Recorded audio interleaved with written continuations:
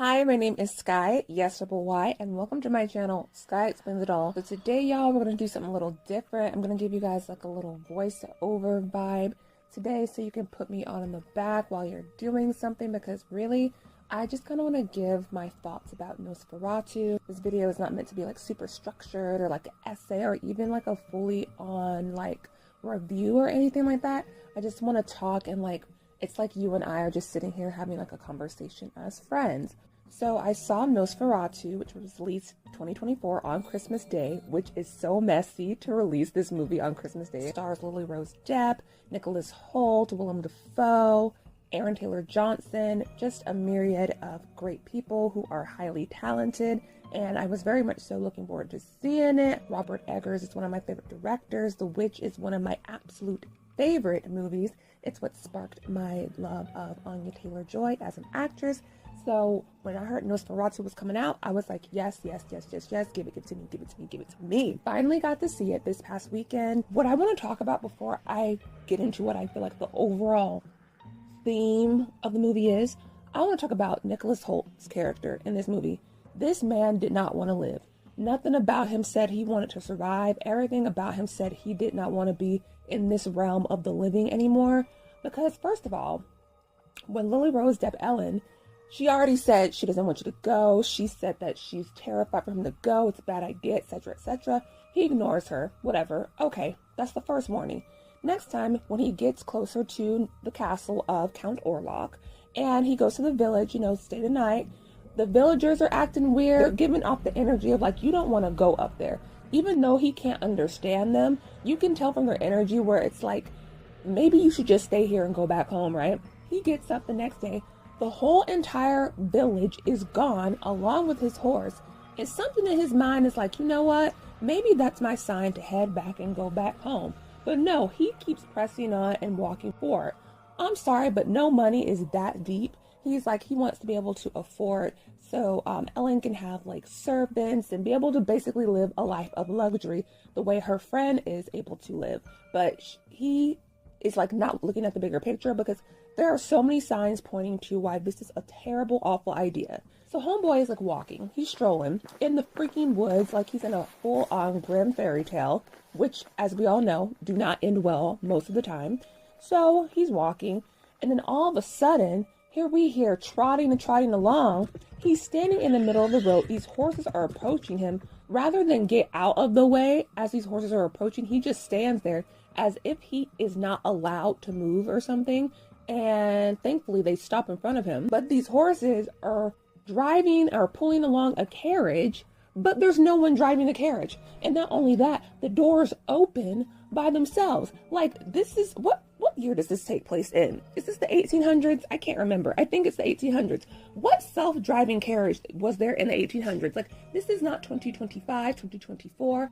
Okay, that's not how things go. You see, no one is manning this carriage with these horses, and the doors open by themselves, and you just sit your clownish behind inside there like this is normal. But it's not normal, because you can clearly see the fear and the confusion and the despair on his face, but he just keeps on trudging along. Like, it's absolutely insane to me. So this fool, riding along in the carriage, gets to the castle of Count Orlok, and the man doesn't even like come up to greet him. He's like far away in the distance, literally a shadow. Shout out to Bill Skarsgård for killing it as Count Orlok. But anyway, so they're inside, they're talking. First of all, it's dark, it's dank.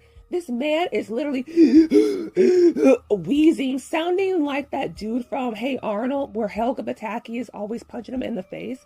Like, literally, that's what he was giving. Like, I needed him to have like a throat lozenge. He needed some Flonase. Like, he needed some sort of remedy, some castor oil, Robitussin, something. Because this man, the entire time, seemed like on a brink of death, and nothing in his mind was like, I need to go. Even though you could see Nicholas Hoult's character was visibly uncomfortable, fearful, scared, he still did not leave. On top of the man's like strange demeanor, you keep waking up in the morning with bite marks on your chest. See, if I even stayed this long, which I wouldn't have, but let's say up until this point I stayed, I wake up with bite marks on my chest I'm dipping. I'm out. I'm gone. I don't know what the tea is, but I know that it is not the kettle for me, so I'm dipping. What really ticked me off the most, like this all ticked me off. This all ticked me off. But what really had me perturbed and in a state of vexation, this man is gonna sign a contract in a language he does not understand, and he's like, oh, it's just my native language. Da, da, da, da, da, da. Okay, you don't have a translator, like we don't have the Duolingo out here. Like, what do you mean your native language? Like, I'm not about to sign something that I don't even know what I'm signing. And you can see this fool doesn't want to sign it, but he signs it anyway. He was just so desperate for some coins. Like, I'm sorry, no coins is worth that. No coins is worth that. Like, you're literally in a level of hell, like you're literally a star in Dante's Inferno, and you're just totally going along with that. So his character royally ticked me off and irritated me. And if he hadn't done any of this in the first place, Ellen would still be alive, all her friends would still be alive, them churns would still be alive, which, let me tell y'all something, Robert Eggers doesn't mind, you know, letting the 𝐭𝐡𝐨𝐮𝐠 and the horror films, you know, lives going bye-bye. But we don't really ever like see it actually happening, and not in such a like violent or even graphic way. Because even in The Witch, spoiler alert, when the baby is taken out, we don't see the baby being, you know, deleted. What we see though is disturbing, because when the witch is, you know, she's grinding up the meat of the child, you know, it's crazy. It's a little disturbing, but we don't actually see the demise in the end of the baby. But child, Robert Eggers said, you know what? The kids can get it. The kids can get it in this movie this time.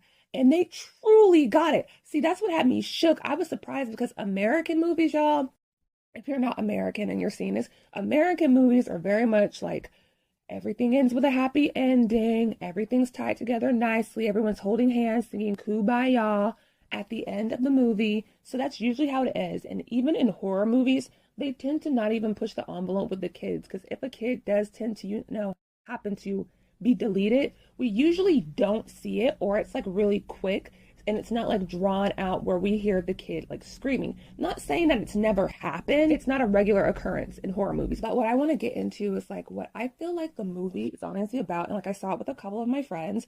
I was telling them, like, I literally think this movie is about how, at least one of the things this movie is about, is how Ellen was, I don't know what word I can use. I don't know if you can even say this on YouTube. She was the word that's rhymed with broomed by Count Orlok. She was broomed by him because she tells us how like she was in a place of where like she always knew things before they were going to happen. Like she had a gift into like other realms, the other side. Basically, homegirl could see into the future, visit other realms, stuff like that. She felt isolated and alone because, you know, daddy was kind of like pushing her away because of her gifts, and she was by herself. And so she said that she reached out to someone, to anyone, because this girl was alone. And this decrepit, ancient, mucus sounding like infested person, he needed some mucinex to keep it real, reached out to this girl when she's still a child, because even when he confronts her, Count Orlok confronts Ellen, she says to him when she sees him, like, I was a child. And the way she says it, you can see like there's a bit of like sadness, and how like she clearly was taken advantage of because she was by herself. She was young. She wanted someone to be like a companion. She wanted love, and he took advantage of that. So Count Orlok is a whole, I'm gonna have to say apex predator because of YouTube. Y'all, you know, we can't say certain things, which is crazy, but he was an apex predator and removed the apex in front of that. Well, actually, technically, he is still an apex predator, but I mean it more in the sense of like someone who is targeting people who are below the age of 18. He's very much that energy, and he is a nasty, crusty, dusty individual. Like he's literally like a demon. So this whole thing being like basically like a demonic possession like makes sense, because it's like she's having PTSD, having like all these spasms, all this trauma after her husband leaves, because she even says like when she met her husband, like all of that bad stuff, all the seizures and all that other stuff, her loneliness, like it went away. So he was able to help heal her. But once he went away, the trauma came seeping back in, and she was having all these night terrors and stuff, like because the person who was there to ground her was no longer there. So Miss Ma'am, I feel like, was dealing with some emotional trauma, being taken advantage of when she was a little tyke by this nasty, crusty, dusty thing. And that's what I think the movie is about, at least one of the things. And this is how you know that he is what I'm saying he is, because this fool is going to say that, oh, Ellen's going to have to come of her own will. She's going to have to be of her own consent. How is it of her own consent if you tell her she has 3 days, 3 days to choose to be with him of her own accord, but he's saying if she doesn't, each day he's going to end the life of someone that she loves. That's not consent. That's literally coercive. Nothing about that is consensual at all. You're literally threatening harm of the people in her life that she loves if she doesn't say yes. So that's not consent. So which I feel like this backs up more of my claim that this man is a full on, the P word. One of the P words that rhymes with Reddit term. And I really don't like nosferatu, like at all. In this version, not that I like obsessed with Count Orlok or Dracula and like any other versions of that, because clearly like he's a monster, but there's something like you can kind of like about them, like maybe their charm, their charisma, the style, how they dress. But this one, I was waiting every chance for this man to get murked. I was ready for him to go. I was like, you are nasty. You took advantage of this child when she was like a literal child. Absolutely disgusting. Absolutely horrid. I hate him. I don't like him. Shout out to everyone. Everyone I feel like did wonderful in this film. Everyone was great. I love that it was shot on like the 35mm film. So we had that nice grain going on. It was visually just nice to look at. And I love how the shots, like it didn't pan over to one person and then pan to the other person and then pan to one person and then pan to the other person. Like it was like we were just sitting in on all these things were actually happening in real time. And there are even points in the movie where it looked like you were like at like a play or something because of how they were situated, like seeing like the side profiles of each characters. It was really cool, like visually to see.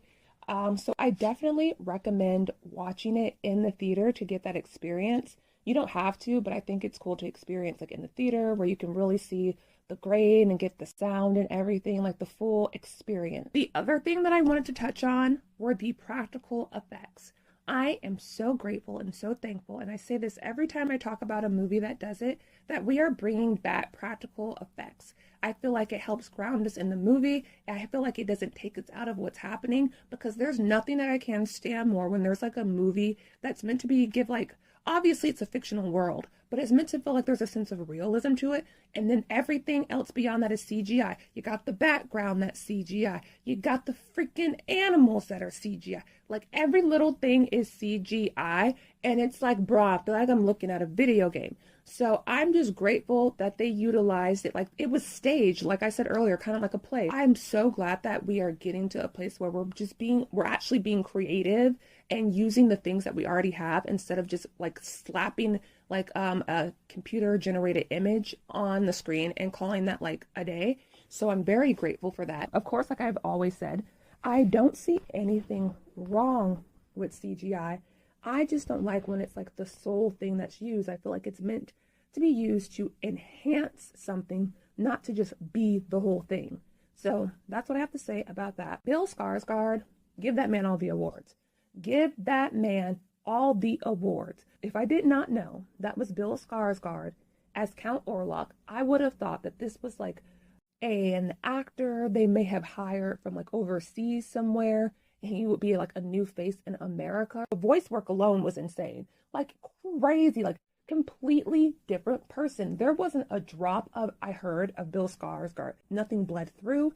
That was Count Orlok. Every time Count Orlok was on screen, I really hope that he does not get snubbed when it comes to awards. Not that like he needs that for us to see that like he ate that up, but I just feel like a lot of times, and especially recently, award shows highlight mediocre things and the things that are actually like well thought out, and you can tell like this person would like really put themselves in it. And not that even that they put themselves in it, they were given the environment to be able to thrive. Like you can tell that every person involved in making this movie was like, we want this to be that, we want this to be excellent. So I feel like everyone deserves their props. Every single person, every single actor, every single crew member, every single person. Like I wish the whole crew, the whole set, everyone involved could get an award, because that's how I feel like well executed the movie was.